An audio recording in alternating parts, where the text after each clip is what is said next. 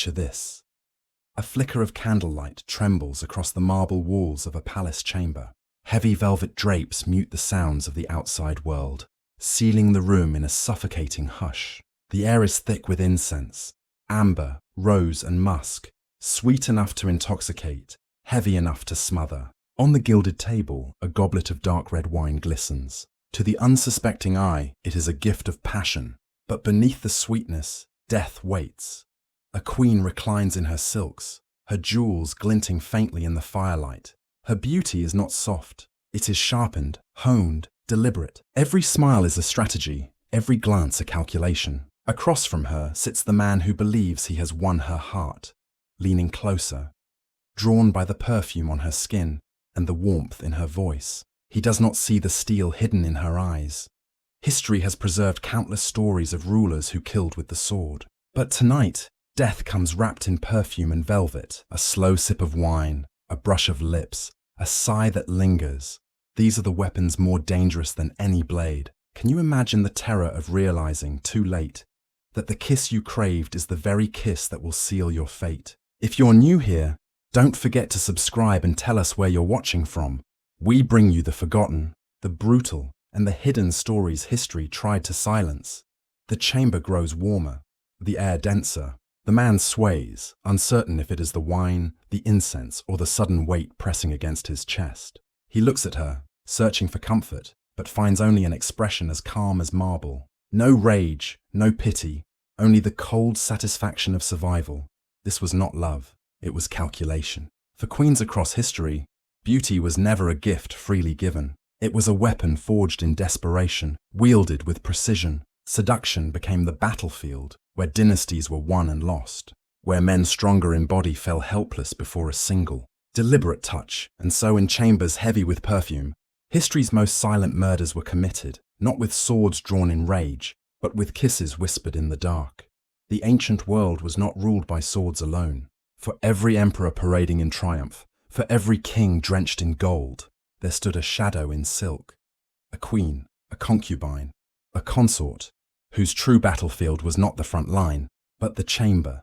Imagine the marble corridors of Rome, the candlelit palaces of Byzantium, or the jeweled harems of the Ottoman court. Here, whispers could be deadlier than spears. Here, desire was currency, and seduction was strategy. In societies that caged women, denying them swords or thrones, they turned to the weapons left to them. Beauty, intimacy, and silence.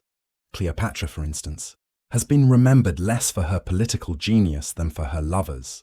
Yet behind that legacy of seduction lay a shrewd strategist who used desire not as indulgence, but as leverage. With Caesar and Antony, her liaisons reshaped the destiny of Rome itself. To her enemies, she was a temptress. To her people, a queen fighting to keep Egypt alive. In Byzantium, empresses such as Theodora were whispered about with equal venom. To male chroniclers, their rise could not be explained by intelligence or courage. It had to be seduction. Whether truth or slander, the accusation reveals something deeper. That men feared the quiet power of women who could bend rulers with a single glance.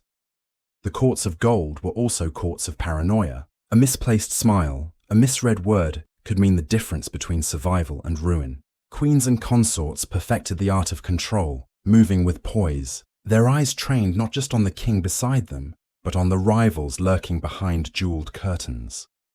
What men dismissed as sin, these women wielded as survival. In palaces where armies marched outside the gates, a single night of intimacy could redirect the course of dynasties. And so, empires rose and crumbled not only through blood spilled on battlefields, but through choices made in the glow of candlelight.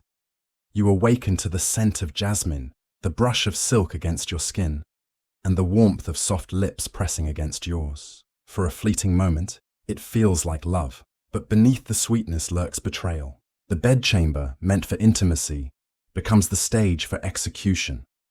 Throughout history, countless rulers discovered too late that their greatest vulnerability was not on the battlefield, but in the arms of the women they trusted most. Poison slipped into wine, its bitterness masked by honey, silken cords drawn tight around a sleeping throat, a whispered phrase that summoned assassins waiting in the shadows. Can you imagine the terror of opening your eyes to realize the embrace you craved is the very one delivering your death? In the Mughal Empire, whispers told of concubines who eliminated rivals not with daggers in the court, but with perfumes laced with venom. In Byzantium, where the palace was a nest of intrigue, it was not uncommon for lovers to vanish overnight, their bodies found floating in the Bosporus.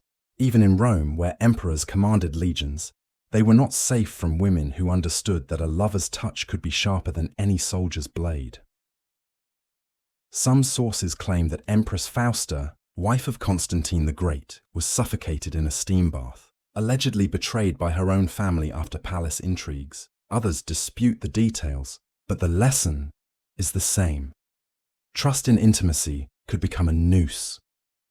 Imagine the slow paralysis of poison spreading through veins as the victim realizes too late that the goblet of wine was not a gift of affection, but a death sentence. Picture the muffled struggle beneath silk sheets, the breath stolen before a cry for help could escape. These deaths were not public spectacles. They were private tragedies, hidden beneath velvet and shadow. Men believed they possessed these women. In truth, they were prey. Seduction was not surrender, it was strategy. And again, history shows us that the battlefield where kings fell most helplessly was not the field of war, but the intimacy of their own beds. The palace glitters with gold, its halls echoing with music, laughter, and the rustle of silks. Candles shimmer across jeweled mosaics, and the air is heavy with perfume. Rosewater, amber, sandalwood. To an outsider, it is paradise. But behind those jeweled smiles and polished marble lies a battlefield drenched not in mud and dust, but in blood and perfume. In the Mughal harems of India, dozens, sometimes hundreds of women competed for influence. The stakes were not affection alone, but survival itself. Rival queens were known to poison one another's sons, securing the succession for their own bloodline. To hold the emperor's attention meant power. To lose it could mean exile, obscurity, or worse. Imagine the terror of a mother watching every cup her child drank, every dish he touched, wondering if the sweetness masked a slow, merciless death. The Ottoman palaces carried the same deadly atmosphere. Behind the gilded gates of Topkapi, seduction could turn into strangulation. A sultan's favorite might lure a rival into false security, only for guards to appear with the dreaded silken cord, a weapon chosen to avoid spilling royal blood. Some women were whispered to have orchestrated executions from behind curtains, their soft words guiding the blade. And then there was the subtler weapon, perfume itself. Accounts, half fact, half legend, speak of oils and powders laced with toxins, their fragrance intoxicating, their touch lethal. A queen's embrace, scented with jasmine, could leave a lover gasping in agony before dawn. The cruelty was not random. It was calculated. In these courts, love was never love. It was war. The harems were not idle playgrounds, but political arenas, each smile concealing ambition, each caress weighed against survival. Can you imagine the constant paranoia, the way even laughter might carry a hidden threat? Some historians argue that chroniclers exaggerated these tales, painting women as temptresses to justify their exclusion from official power. Others insist the stories are true, rooted in the brutal reality of courts, where survival depended on cunning. Whatever the truth, the pattern is undeniable. Where men commanded armies, women wove webs of intrigue that proved just as deadly. Behind the satin curtains of these chambers, lives were made and unmade with terrifying speed. Generals, heirs, even sultans themselves were caught in these nets of desire and betrayal. Their downfall was not written on the battlefield, but in the silence of midnight, in the flicker of a candle, in the kiss that carried poison. In these palaces of gold, cruelty was survival, and survival meant mastering the art of turning love itself into a weapon. Every kiss, every whisper, every touch carried consequences that rippled far beyond the palace walls. A poisoned chalice was not just the end of a man. It could shift the succession of a dynasty. A strangled lover was not simply a crime of passion. It could unravel an alliance built over decades. A queen's whispered deception could spark a war that consumed nations. Nowhere is this more visible than in the story of Cleopatra. To her enemies, she was the embodiment of temptation, but to her people, she was a ruler fighting for survival in a world dominated by Rome. Her relationships with Julius Caesar and later Mark Antony were not mere romances. They were political maneuvers designed to keep Egypt sovereign. Yet those choices altered the course of history. When Antony fell and Cleopatra chose death rather than captivity, the ripples reshaped Rome, birthing the empire under Augustus. Seduction, in her hands, changed the destiny of the ancient world.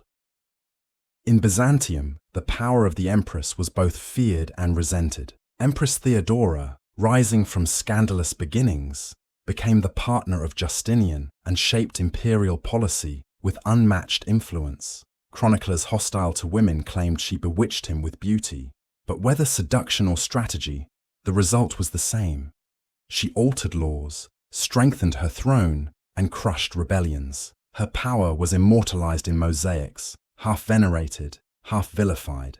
In the Mughal courts, survival was a blood sport.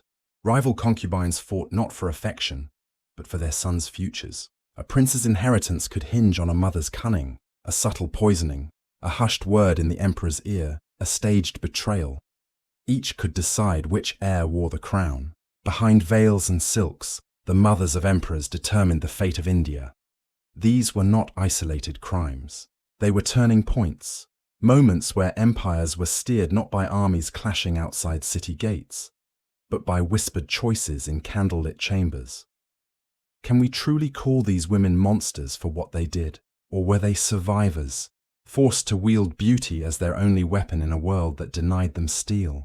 History remembers the men who bled on battlefields, but when queens killed with seduction, they did not merely murder men, they reshaped empires. The candles have long since burned out. The jeweled beds are empty. The victims lie in forgotten graves. Yet the whispers remain. Chroniclers branded these queens as temptresses, harlots, vipers. Historians repeated their judgments, often blind to the cruelty of the world these women inhabited. The truth, however, is far more complex. They were not demons. They were prisoners of golden cages, denied freedom, denied armies, denied crowns. Survival demanded cruelty wrapped in silk. Behind the laughter of courts lay constant fear. Behind every embrace, suspicion.